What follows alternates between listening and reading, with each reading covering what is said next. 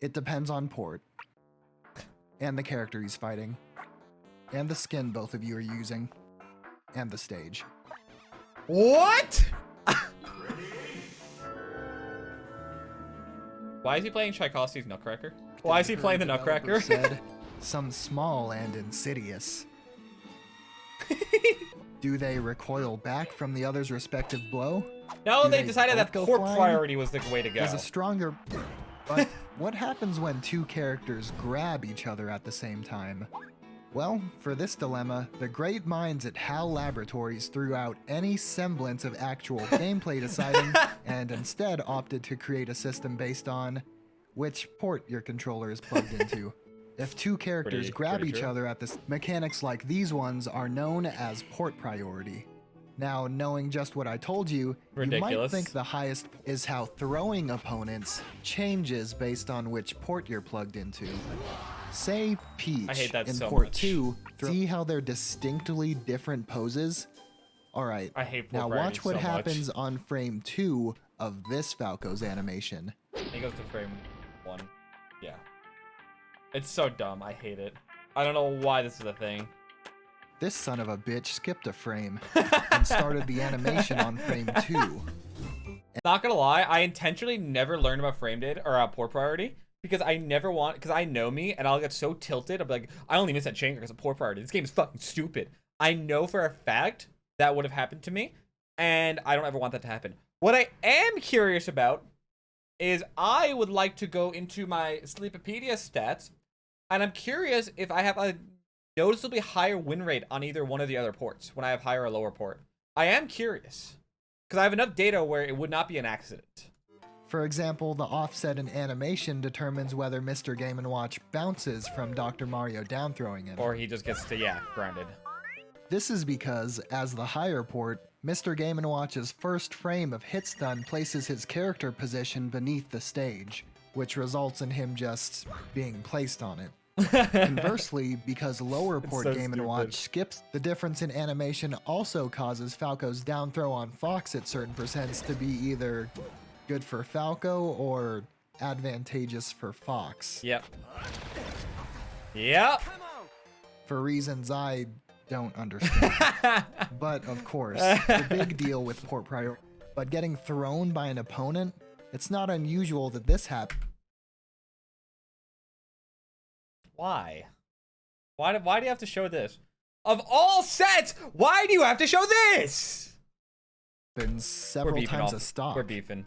He gets free up throw up tilt if he's a higher port and he won the RPS, so I was just eating combos for free. That's really unfortunate. Oh, you can see the player cam, he's already tilted. I was just eating combos for free. You can see the fucking eyebrow raise, he's already upset. That's really unfortunate. Let's examine frame by frame every single time Zane threw Plup in this entire set. See You're really gonna go through this, AsumSaus? how many Alright, you know what? Zane Sure. acted frame Let's perfectly do after each one to take advantage of Plup's. Okay, I will say one thing. An extra frame is objectively almost always a good thing.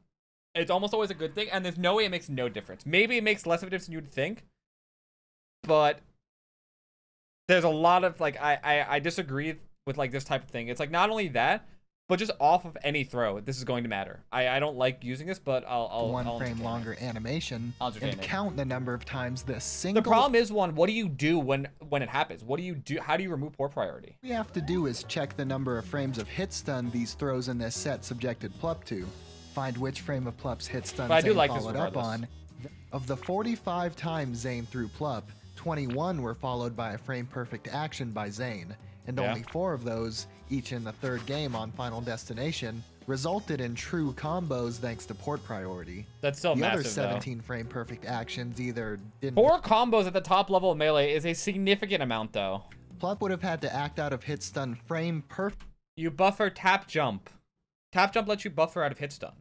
It's really easy to act frame perfect out of throws.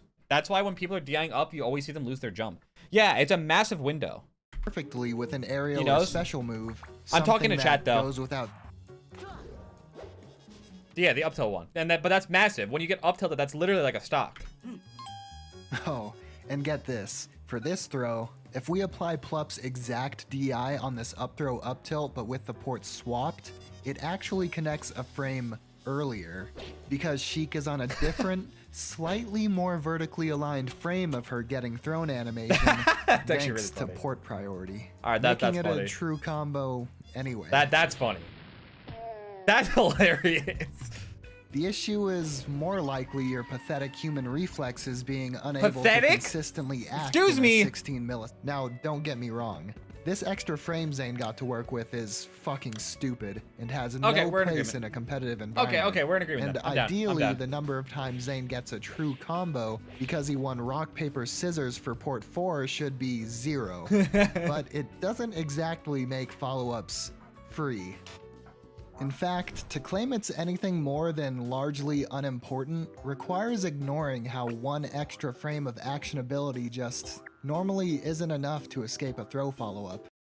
So there are some situations where it is important. The number one reason for this is Peach up throw. Up throw down smash is true if Peach has a lower port, not if she has a higher port because you can jump out. It impacts Peach an absurd amount. It's actually gigantic with Peach. It also does help with chain grabs. When Marth's chain grabbing you, between like 11 and 20% on slight DI, pivot grab becomes actually viable there, and it's not viable without that. And without that, Marth doesn't have a way to tech chase you or to chain grab you at that percent, so he has to go for knockdown or tech chase. There are reasons why this does matter, but you have to like, if it's not in those like defined situations, it's basically irrelevant. Instead, the spawn points are placed rather arbitrarily. Yeah. Here Yes, on they are. Dreamland, for example, For those of you who don't know, before neutral start was a thing, every single time I'd always choose port 1 because I always wanted to spawn on the bottom and just immediately up air my opponents. Do you know how many sets I won with the stock immediately because I spawned at the bottom of the stage and someone spawned on the platform? That's the initial reason why I loved port 1. port 1 spawns here in the That's middle initially of the why I stage, love port but 1. port 2 platform That's fucked up. immediately It's above competition! where port 1 spawn. Having you and your teammates spawn on these platforms and Yep, the opposing the lucky team mango spawn clip, below. right?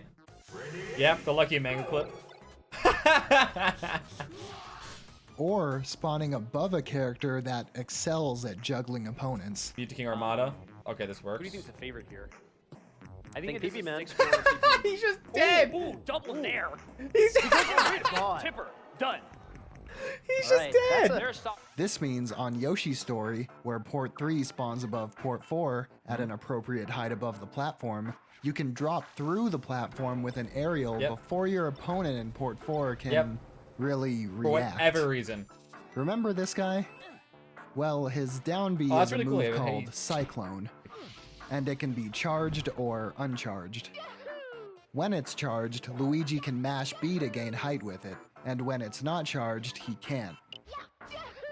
As you might have guessed, using down B when it's charged uses that charge and requires him to charge it again, accomplished by simply completing the move I on the actually didn't know ground. that. I guess that Now, makes sense, when though. Luigi spawns into a match, what do you think it's defaulted to?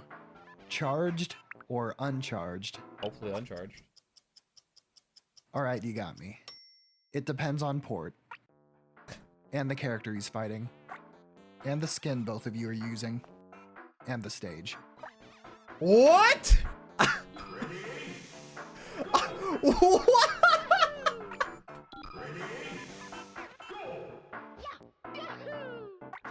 Are you fucking kidding me? What the fuck is that? Alright, Fox Luigi's worse than Falco Luigi.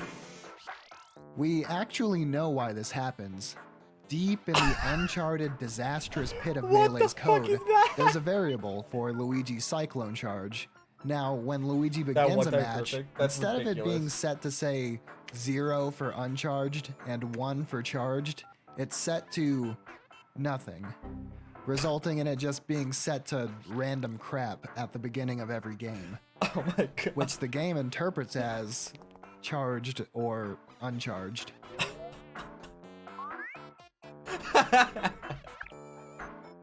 That's fucking hilarious. Are you kidding me?